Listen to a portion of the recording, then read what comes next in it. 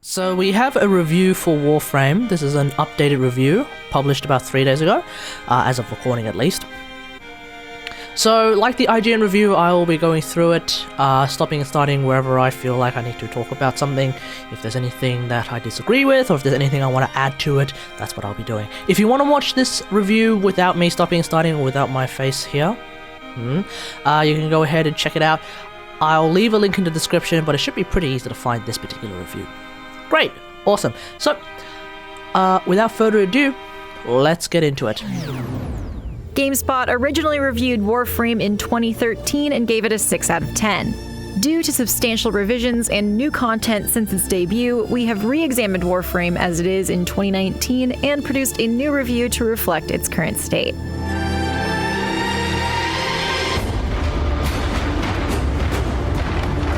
I really like their title cards. That's pretty cool.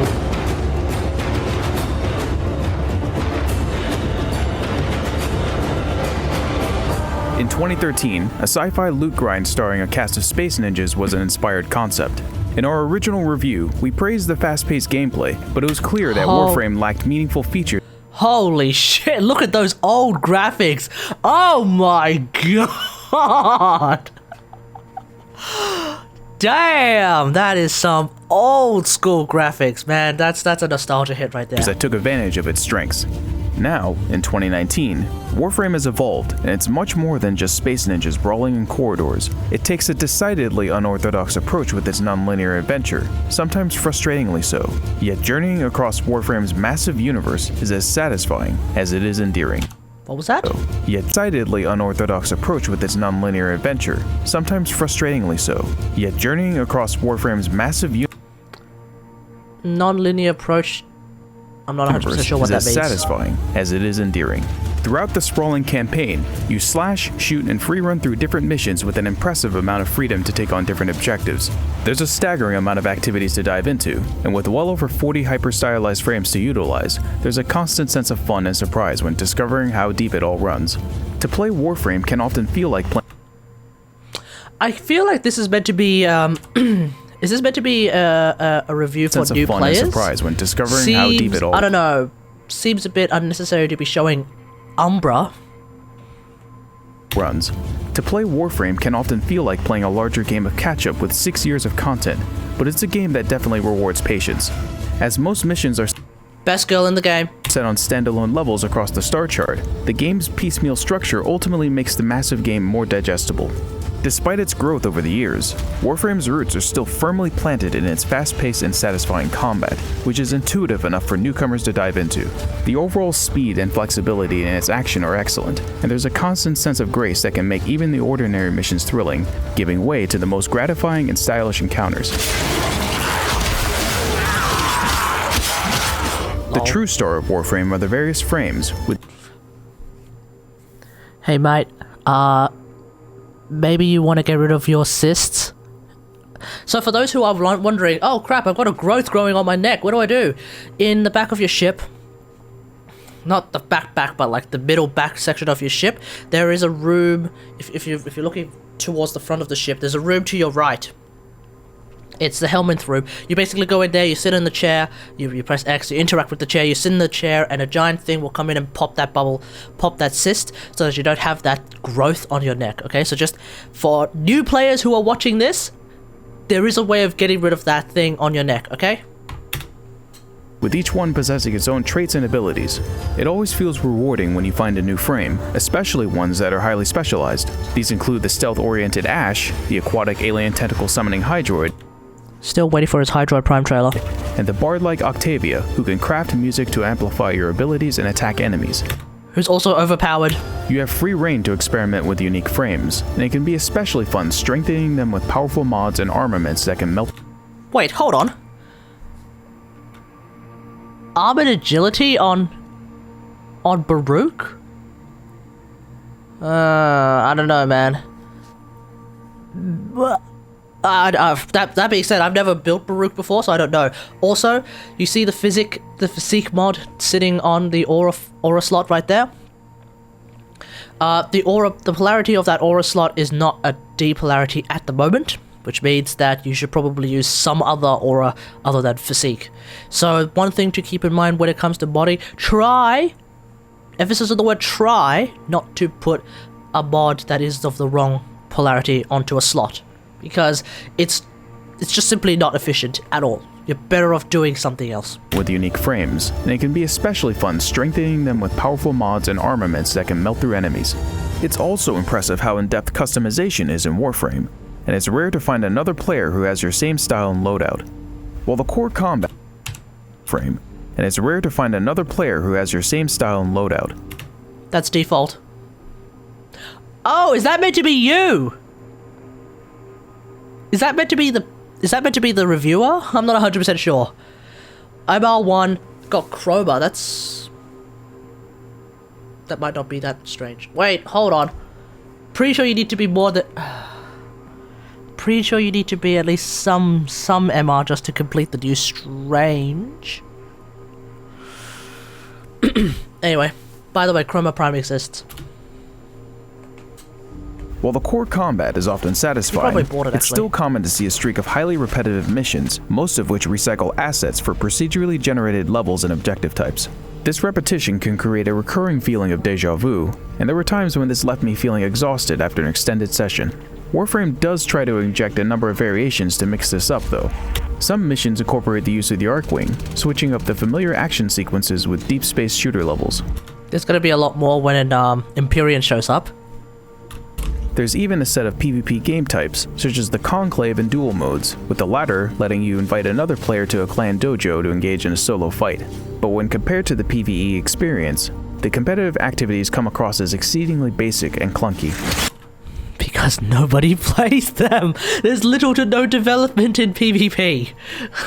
Because nobody cares. Except for like a handful of people. There's actually a handful of people who do play PvP. Warframe takes a mostly hands-off approach in getting you in the rhythm of cutting down mobs of enemies and boosting your frame's strength by collecting mods. However, this can sometimes create feelings of aimlessness, which is magnified when it becomes apparent that there isn't a traditional endgame to work up to. Warframe is a challenging Fashion Frame is endgame. Game to crack. If you're committed to figuring out the intricacies of the game, then using online guides to understand its in-depth mechanics is a must. These resources are a big help, but it's disappointing how often you have to use them, as opposed to the game itself teaching you the same information. Whoa, why haven't you not fully modded out your... Why haven't you fully upgraded your Organ Shatter yet? Also, first thing when it comes to modding melee weapons, put your stance mod on first. Gives you way more space to put other stuff. Without them, learning these systems unless you don't have a stance mod. Systems on your own can be a significant test in patience. Fortunately, Warframe does have an active and open community to seek assistance from, and you can directly interact with others at various social spaces across different planets. Stick with the game long enough, and you'll unlock access to the more involved cinematic story missions and open world settings, which left me wanting to invest more time to continue interacting with Warframe's characters. In the Plains of Eidolon and the Orb Valis, you can take in the sights of the large-scale worlds, engage in dynamic bounties and events with squads, and even learn more about the brewing conflict within each setting. The Valis' story is especially engaging, dealing with workers' rights and the perils of late-stage capitalism in the interstellar age. We work for a living. We don't need no trouble, and we don't need no one getting hurt. I'm continually pleased with the flexibility of Warframe's many systems, and how it allows for you to attain a variety of rewards at your own pace. Of course, there's an assortment of items, weapons, and even frames to purchase with real money or with Platinum, Warframe's premium currency. Fortunately, most items in the game are attainable through gameplay, allowing you to get into the nitty-gritty of the game's content mostly unabated. Most items, i.e. every Warframe, every Prime when it decides to show up, as well as some cosmetics and all mods are attainable by just playing the game. You don't have to buy anything. The only things you have to buy are some cosmetics and Tenogen items, which are also just simply cosmetic. The economy of Warframe is very active, and if you're resourceful enough, you can even trade some of your own gear and blueprints with other players for Platinum as well. You can only trade Prime gear, special parts, and There's like maybe a handful of other bits and bobs, like for example, Captura seeds, you can trade those. For those who don't know, Captura is basically how we are able to get a lot of screenshots of our warframes and other things doing really cool stuff. So if you ever see like what appears to be a screenshot but it's taken from an angle that you would totally expect to not be able to get in the game, that's via Captura. When new content is introduced, the pathway to experiencing the quest or acquiring the next frame is available to all players. This relaxed approach is reassuring, especially for a game of this magnitude, and I generally found acquiring gear and new classes to be quite manageable. However, new classes. I think he means new warframes. there are still some time sinks that feel mostly arbitrary, resulting in the expected and sometimes lengthy grind that's commonplace in free-to-play games. To that end, the primary intent of Platinum is to circumvent both investments of time and resources. HEMA. It's interesting how much Warframe has improved, yet also how much has stayed the same over the years. Back in the good old days. So, for those who don't know, in the old days, the way the star chart worked was you basically just sat in the middle of, like, a map, and then you just figure out where you wanted to go. We didn't have the Lisette back then, so this is essentially what we're seeing here, this little cinematic here, is essentially what it was like back in the old days of, like, 2013, 2014. Though it still has issues with repetition and lack of explanations for its more complex systems, it's managed to overcome their severity by introducing so many events and revisions that continue to elevate the game. There are some expected bouts of frustration to be found, but I always manage to center myself once I move on to other opportunities. In a lot of ways, that's what Warframe manages to do best. Just when you feel like you've hit a lull, a better and more fulfilling opportunity will likely present itself. Perhaps most importantly, Loki and Rhino are no longer starter frames, by the way. You could basically, if this cinematic were to be redone today, you'd basically replace Loki and Rhino from just then with Volt.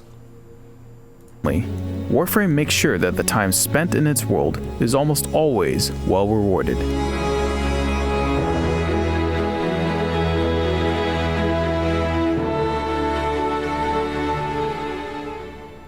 Cool. So overall, the Gamespot review was pretty good. Generally speaking, I agree with pretty much everything that was said there, except for maybe one or two things I may have picked up on. Don't quite remember now, but overall seems alright. One thing I liked about this review, as opposed to the IGN review, is that they didn't spoil the second dream at all. None of the things that would spoil the second dream were featured in this particular review at all, which makes it heaps better than the one from IGN. Cool! Now, the big question I thought I had in my mind afterwards was, hey, because nothing spoiled the second dream, has the reviewer even played the second dream? And initially I thought no, because there wasn't anything to indicate that he had completed the second dream. There was no shot of the Kuva Fortress, there was no Eidolon fights, particularly the Warframe parts of the Eidolon fights, there was nothing that would suggest that he has completed the second dream, but upon closer inspection, it turns out that there is something that actually shows that he has completed the second dream, and that is the fact that we did see, and I talked about it, we did see this screen. By showing this screen, and I said, hey, why are we showing Umbra? That actually is an indication that this guy has played the second dream, because if you're a new player who hasn't completed the sacrifice, I think, you actually can't, if you type in Excalibur Umbra, nothing shows up. You can't link Excalibur Umbra until you have completed the sacrifice, or at least received Excalibur Umbra. So yeah, cool. So yeah, overall this was pretty good. I have no real problems with it, so let me know what you think about all of this in the comments below. Otherwise, if you like this video, hit that like button, subscribe for more Warframe content, and until next time, I'll see you guys later. Thanks for watching. Bye.